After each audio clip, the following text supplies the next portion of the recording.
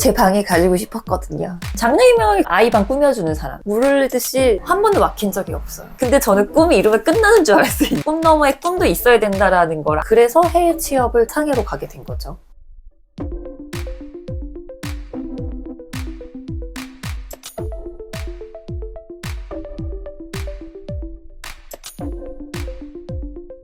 안녕하세요. 근사람을 네. 보시는 분들께 간단하게 자기소개 부탁드립니다. 15년 차가 이제 넘어가고 있는 공간 디자인 일을 하고 있는 김혜인이라고 합니다. 쉽게 생각하는 인테리어 디자이너로 실내 장식에서 끝나지 않고 뭐 기획에서부터 시작해서 공간이 만들어지고 난 그 다음에 어떤 커뮤니티나 프로그램에 대해서 고민해 볼 수 있는 킴마마 마켓 프로젝트 상에서는 젠틀몬스터 사무실 디자인을 상에서도 주로 한국 브랜드들의 플래그십을 많이 했었어요.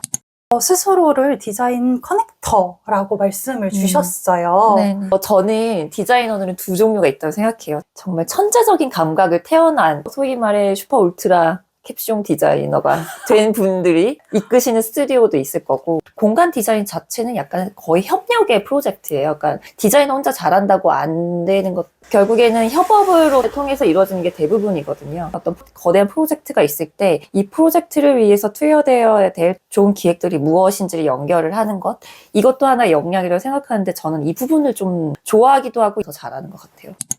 어릴 때부터 꿈이 확고하셨다고 계기가 있으실까요? 제 방에 가지고 싶었거든요. 근데 이제 막연하게 순수한 어떤 욕망이 살짝 있었을 때 엄마랑 서점에 갔다가 아이방 꾸며지기 책이라는 걸 하나 사게 된 거죠. 신학기쯤이었었던 것 같은데 장래희망이 그래서 그냥 아이방 꾸며주는 사람이라고, 나는 아이고 내 방에 가지고 싶으니 방 꾸며주는 사람이라고 적었던 것 같아요. 선생님이 방과 후에 오라고 하시더니 이런 사람을 인테리어 디자이너라고 하는 거야 라고 이름을 붙여주셨군요. 네, 근데 그때부터 너무 자연스럽게 계속 항상 1순위는 인테리어 디자이너였어요. 전 참 운이 좋은 사람이었어요. 미술도 적성에 맞았고, 난 당연히 미대를 가더라도 인테리어 전공으로 갈 거야. 또 운이 좋게 대학도 물을 흐르듯이 잘 입학을 했어요. 휴학도 한 번도 안 하고 난 인테리어 디자이너가 돼야 돼. 졸업하고 하루도 시간을 낭비할 수 없어. 이렇게 해서 스튜디오로 그냥 직행으로 들어갔어요. 하이패스. 진짜 KTX급. 첫 회사는 어떻게 들어가셨나요? 원하던 곳들 중 한 곳에 갔어요. 근데 그때는 뭐 인스타 이런 거 아무것도 없고 이력서도 알아서 돌려야 되고 메일 하나 유일했던 시대였고, 인테리어 잡지가 내가 볼 수 있는 레퍼런스에 다였어요. 그냥 작정하고 다 전화했어요. 너무 가고 싶어가지고 연락을 했더니 지금은 신입을 뽑을 생각이 없다고 하시더라고요. 그러면 네 알겠습니다 이렇게 끊잖아요. 근데 그때는 뭔가 오기가 생겼는지 그래도 나중에 혹시 생각이 나시면 전화 좀 부탁드릴게요 하고 한마디를 더 붙였었던 유일한 회사였거든요. 이 말을 기억하고 있다가 한 달 뒤에 전화가 오셨었어요. 3년 차면 주니어. 그때까지만 해도 일이 너무 재밌었어요. 그 사이 프로젝트들도 너무너무 다 재미있었고, 저는 그 꿈에도 그리던 디자이너 분도 직접 만나게 되고 그분들이랑 일도 하게 되고, 여기까지는 계획이 확고했어요. 다 너무 좋았는데 이제 이게 주니어를 넘어가야 되는 그 시점에 나의 능력치에 너무너무 큰 프로젝트를 받은 거예요. 지금 압구정에 있는 호림미술관 안에 제일모직 디자인 스튜디오들, 그러니까 흩어져 있던 제작실, 영업부, 뭐 디자인실, 그때 상무님이셨던 고위 간부님의 프라이빗 룸 등등등 한 건물에 다 옮기는 작업을 했었거든요. 5개 층을 쓰셨어요. 의류회사가 가질 수 있는 모든 실별로의 디테일이 다 들어가야 되는 프로젝트를 했어야 되는, 그런데 모든 가구들은 다 디자인을 해야 돼. 의자만 빼고.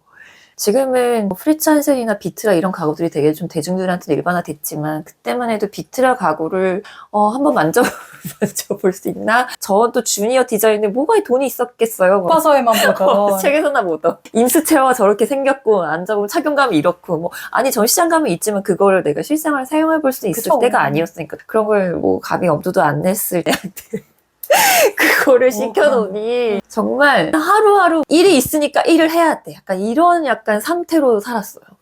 너무너무 괴로운 거예요. 그 안에 굉장히 다양한 어떤 디자인과 공간이 들어가야 되는데, 내가 했던 경험치는 이만큼인데 거의 토탈이라고 보면 됐던 것 같아요. 지금 했어도 힘들 것 같아요. 솔직히 얘기하면은. 그러다 보니 한계만 느끼고 끝나버린? 그게 좀 좌절을 많이 했어요. 아까 얘기했던 하이패스 같은 전철을 밟으셨기 때문에 이 절망이 더 크게 맞아요. 느껴지셨을 것 같은데 그때의 심경은 좀 어떠셨어요? 나는 꿈이 이거예요. 한 번도 막힌 적이 없어요. 근데 저는 꿈이 이루면 끝나는 줄 알았어요. 근데 디자이너가 된 24살에 인생이 끝난다? 디자이너가 됐으니 이제 내가 원하는 대로 다 된다? 이게 아니라는 걸 몰랐던 거예요. 꿈 너머에 꿈도 있어야 된다라는 걸 아무도 얘기해 준 사람이 없는 거예요. 꿈이 1이 있으면 1, 2, 3, 4, 5, 6, 7, 8도 있을 거라는 생각을 해본 적이 없었거든요. 그래서 그 꿈 너머의 꿈을 어떻게 찾아야 되는지, 그래서 내가 그 다음 원하는 게 뭔데? 이걸 한 번도 생각해 본 적이 없으니까. 아무래도 한국 사회가 현재를 저당 잡힌 미래 하나만 딱 이루면 돼. 대학만 가면 아무 일도 벌어지지 맞아요. 않는 것처럼. 거짓말이에요.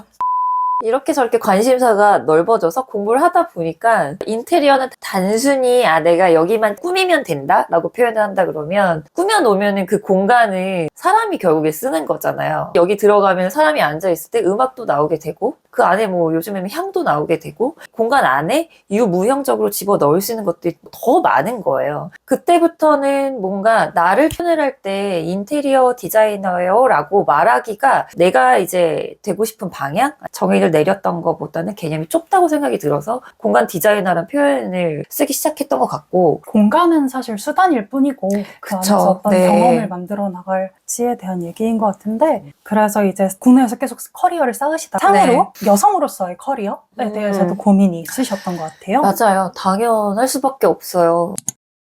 그때는 제가 이제 10년 차 될 때쯤이었어요. 그럼 저희 일 자체가 강도가 너무 세기도 하고 루틴이 정해져 있지 않은 특성 때문에 내가 원하는 방향으로 끌고 갈 수 있을까로 회의적이었어요. 같은 스튜디오에 일하시던 팀장님이 육아도 하시고 정말 일도 잘하시고 하는데 항상 어딘가 쫓겨 사셨어요. 근데 그게 저희한테도 너무 보이고 그러다 보니 어떤 개인적인 커리어를 더 올릴 수 있는 기회를 항상 박탈당하시는 느낌이 너무 많이 드는 거예요. 그분을 보면서 만약에 내가 여기서 계속 이 상태로 커리어를 지속해 나간다 그러면은 저 어떤 범위에서 크게 벗어나지 않을 수도 있을 것 같다. 저 같은 경우에는 좀 확장을 하고 싶었어요. 그래서 해외 취업을 결정을 하고 상해로 가게 된 거죠. 그쯤에 제가 다니던 회사에서 상해에서 프로젝트를 진행을 하고 있어서 계속해서 이제 출장을 건너갔다 왔다가 했었거든요. 그때 나 너무 우물한 개구리였구나. 우물에서만 사람들이랑 싸우고 있었구나. 사실 상하이라는 지역적 특성이 외국 유럽 사람들이 굉장히 많아요. 그 지역 친구들과 만났을 때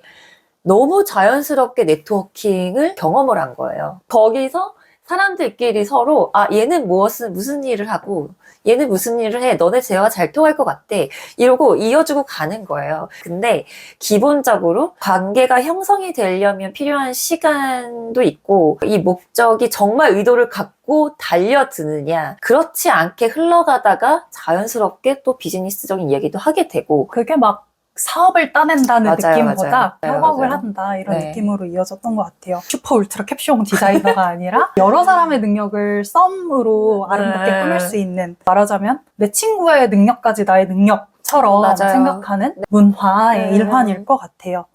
꿈 너머의 꿈은 찾으셨나요? 제가 부산의 본가에 다녀올 때마다 동쪽과 서쪽은 정말 천지 차이예요. 너무 사람이 없어요. 유령도시 느낌. 그게 너무 안타까운 거예요. 지금 젊은 세대들이 다들 경험을 하고 싶어 하는데 지역에선 그런 게 영위할 것들이 거의 없어요. 서울이라는 지역에서의 어떤 치열함이 싫어서 다시 고향으로 돌아가고 싶어 하는 사람도 꽤 많거든요. 근데 모두가 마지막에 하는 말은 근데 가서 할 게 없다.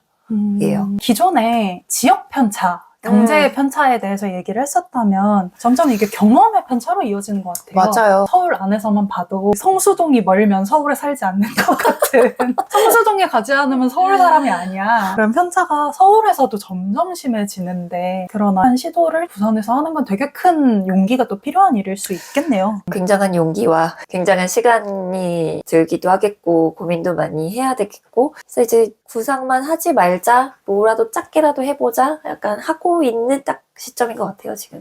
이어질 수도 있을 것 같은데 하이님은 커뮤니티를 만들고 싶으신가요? 나는 커뮤니티를 만들 거야 라기보다는 커뮤니티가 결국에는 생성될 수밖에 없는 공간을 마련을 하고 싶은 거. 사람이 모이려면 공간이 필요하고 거기 안에서 사람들끼리 연결이 일어나려고 하면 공간이 필요하기 때문에 결국에 같은 얘기죠. 기존에 알려져 있던 커뮤니티라는 단어가 사업적인 측면이었다면 지향하시는 커뮤니티는 오늘 재정이 해주신 그런 확장된 범위일 것 같아요. 네. 3에서 6년 차, 아까 굉장히 혼란스러웠던 시대라고 말씀을 주셨는데 그때 혜인이한테 어떤 말씀을 주시고 싶으신가요? 더 적극적이어도 된다라고 말해주고 싶어요. 그러니까 뭐 중범죄가 아닌 이상 사람은 누구나 실수를 할 수 있기 때문에 방황을 하더라도 적극적으로 했으면 좋겠어요. 오늘 네. 좋은 얘기 너무 많이 들었습니다. 아, 감사합니다. 감사합니다.